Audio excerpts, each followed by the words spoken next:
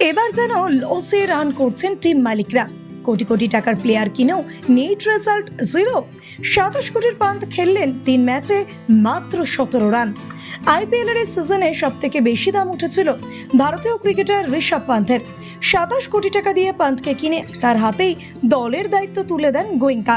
কিন্তু কি করছেন পান্ত? এখনো অবধি 3টে ম্যাচ খেলেছে লখনৌ সুপার জায়ান্ট, যার মধ্যে একটায় জিতলেও বাকি দুটোতে ভরাডুবি হয়েছে দলের। আর এদিকে অধিনায়কের ব্যাট থেকে এলো 3 ম্যাচে মাত্র 17 রান। ভেঙ্কটেশ আয়ার এই সিজনে 23.75 কোটি টাকা দিয়ে ভেঙ্কটেশ আয়ারকে কেনে কলকাতা। এত টাকা দিয়ে এই প্লেয়ারকে কেনার সময় প্রশ্ন উঠেছিল, এটা কি ঠিক করলো কলকাতা? আর সেটা হারে হারে প্রমাণও করলেন তিনি।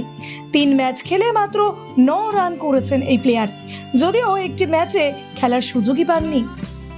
জয়সওয়াল 18 কোটির এই প্লেয়ার 3 ম্যাচ খেলে মাত্র 34 রান করেছেন। রোহিত শর্মা মুম্বাই ইন্ডিয়ান্সে 16.30 কোটির এই প্লেয়ারের অবদান 3 ম্যাচে মাত্র 21 রান। অভিষেক শর্মা 14 কোটির অভিষেক 3 ম্যাচ খেলে সংগ্রহ করেছেন মাত্র 31 রান। রিঙ্কু সিং কলকাতার 13 কোটির এই প্লেয়ার 3 ম্যাচ খেলে মাত্র 29 রান করেছেন।